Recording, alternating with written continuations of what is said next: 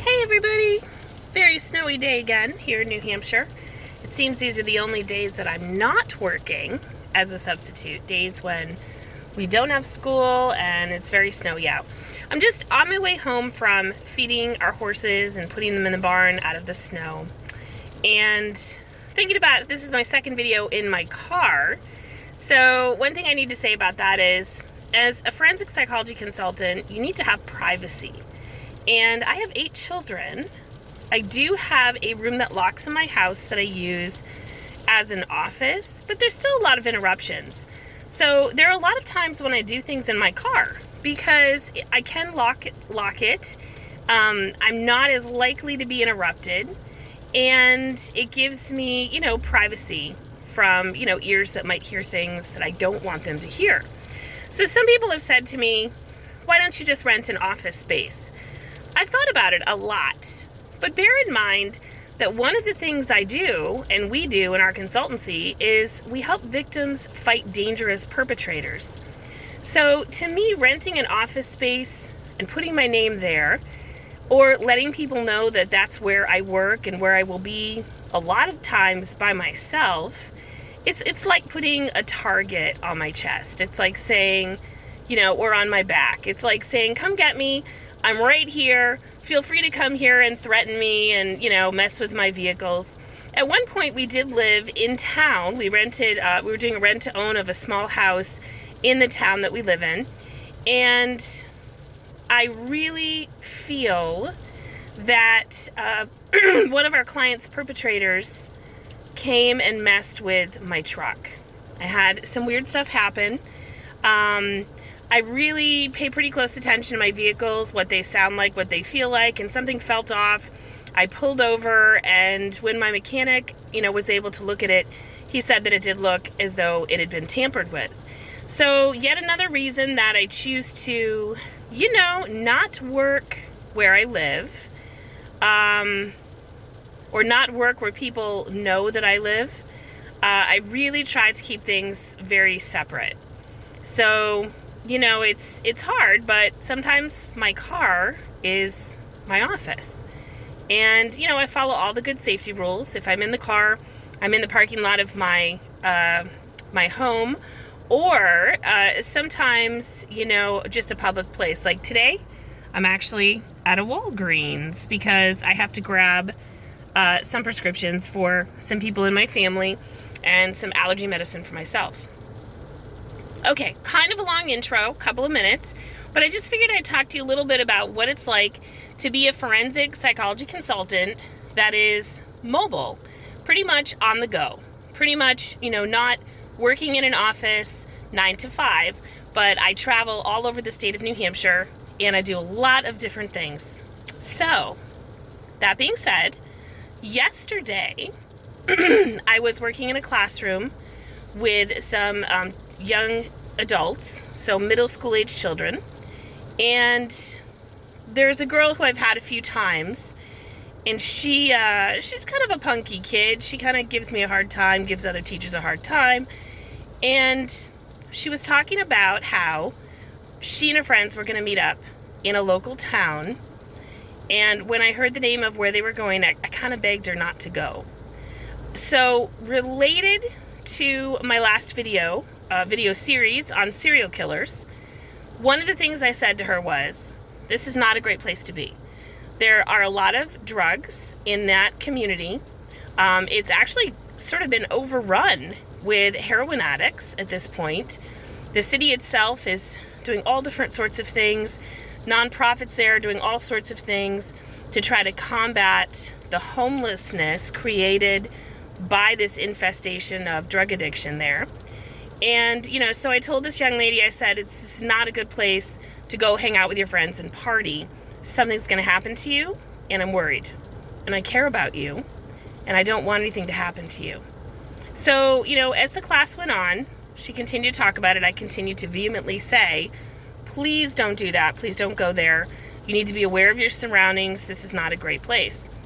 And towards the end of class, school was dismissed, and many of her friends left when they called for walkers to leave the school. She was waiting for a bus. And after her friends left, I could see she was thinking about it, and she maybe even looked a little scared. And I thought, oh gosh, I scared her. Not good. And then I thought, actually, maybe that's okay. Maybe I want her to be nervous about hanging out with her friends in places that could lead to her abduction, or she could become sexually assaulted, or she could even be killed. And I think this is really, really important. So I wanted to talk about it in this video in the first part. I wanted to talk about this idea that young people need to know that when we don't want them to go places or do things, it's because we love them and we care for them. And we don't want bad things to happen to them. I told her, I don't want you to be a statistic.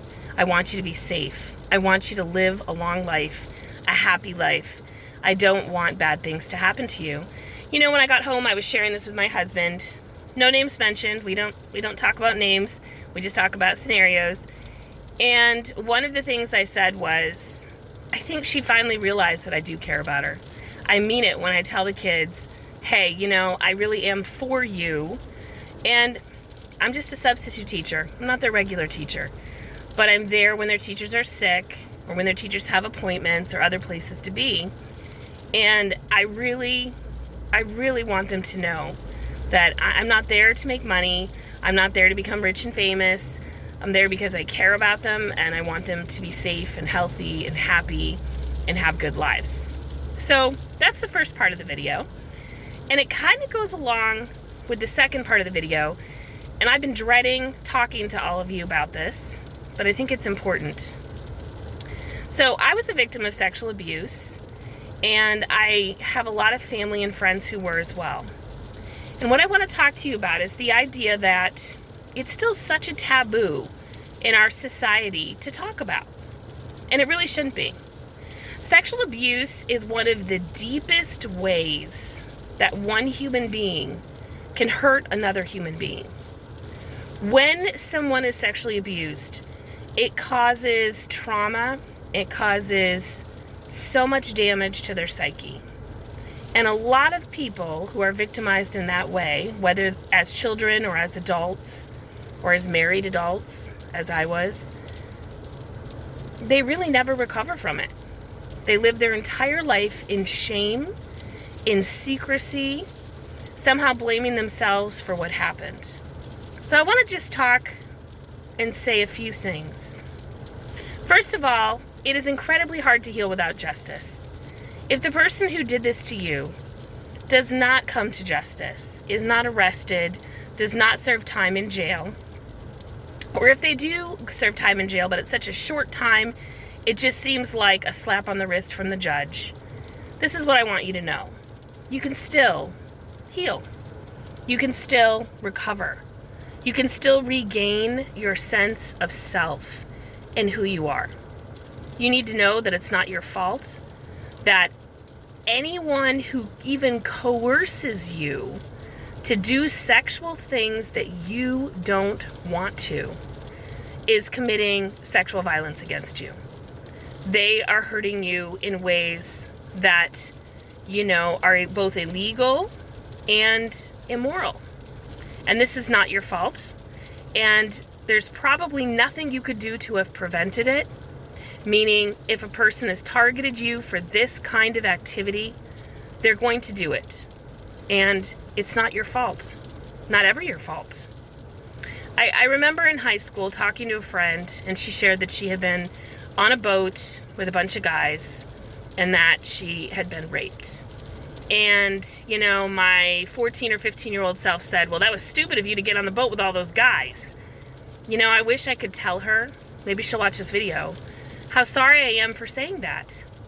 At that point in my life, having had a perfect childhood and never experienced sexual violence, I had no understanding of the fact that even though she got on that boat and it was a bad situation that she shouldn't have gotten herself into, just like the girl in my class, please don't go to this particular city with your friends to hang out, it wasn't her fault.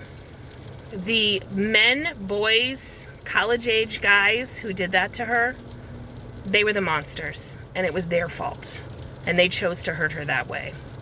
So wherever you are, if you do get to see this, I want you to know that I'm sorry, and I never meant for you to feel that I blamed you for what happened to you. That was really wrong. The way that I said it and presented to you was wrong, and my limited understanding of sexual violence at that point is also partially to blame. So, my apologies.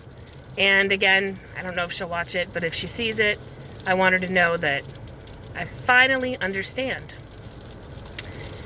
Secondly, the girl in my class, right now, YouTube is the place where you and your friends always are. So I hope you see this, and I hope you know how much I care about you. I want you to be safe. I want you to have a good life. So be aware of your surroundings. In the last video series, I, shared that the Toolbox serial killer, in an interview with a forensic psychologist, he said, if the girls had just been a little more aware of their surroundings, we wouldn't have been able to grab them. And if you remember from that last video, these girls were 14, 15, 16, all underage, and they were murdered. They were strangled, most of them, killed violently by, these two men. And they were given the name, Toolbox Killer, because they used tools to torture these girls. So, I just want you all to know that when people commit violence against you, this is not something that you're responsible for. This is bad on them. This is their bad behavior. And I also want you to know that whenever I can help, I'm going to be here helping law enforcement to catch those people who do things to hurt others and put them in a place where the rest of us will be kept safe from them and from the harm that they want to cause. So anyway, just some thoughts. And if you need anyone to talk to, or you need help finding a good counselor to deal with sexual trauma or experiences of sexual violence that you've had in your life, including childhood molestation, I'm here. I'm here, and everyone in the consultancy is here. We would love to help you find someone to unpack that with. We are not counselors, but we can definitely help you find someone good who can be your counselor, who can talk to you about this. The only way to heal is not to ignore it, not to be ashamed, not to be afraid, but to face it head on and start unpacking the trauma. And once you do that, once you unpack your trauma and you begin to realize this is not your fault and there should be no shame whatsoever, and it's something that we should talk about. I am stunned that we are willing to talk about everything under the sun, right? We talk about sexual orientation. Is that really anybody's business? Who you're doing things with in the bedroom? I don't think so. I personally think who you're having sex with is nobody's business. That's private and that's your business. But we talk about it. We're very open about that. Very open, very honest, very loud, very in your face. But we're the same way now about gender orientation. Very loud and in your face about it. When are we going to be loud and in your face about sexual violence, coercion, sexual coercion, rape by coercion? When are we going to be loud about child molestation? When are we going to cry out against these things so loud and so bitterly that people are really going to start thinking that maybe they shouldn't be doing these things because our society will not tolerate it? We will not tolerate discrimination. We need to stop tolerating sexual violence perpetrated against people. We know that it is one of the greatest, deepest hurts that can be done to another human being. So it is time, folks. It is time to talk about it and not be ashamed. It is time to publicly outcry against committing sexual violence of any kind against another human being. Anyway, back to the storm. I do need to run in and get prescriptions, and I need to get home and check on the kids. We have older kids with younger kids right now, and the dad person's at work. So his shop doesn't close. The rest of us all have snow days. And as I said, I just made sure our animals who are in another town, we rent a barn in another town, are tucked in safe, and they're snuggy and warm, and they have lots of food today. Lots of hay to munch on to stay busy while they're locked in their stalls. So anyway, I love you all. I want good things for all of you. If I can help, please let me know. I will do everything I can to help you. Peace out.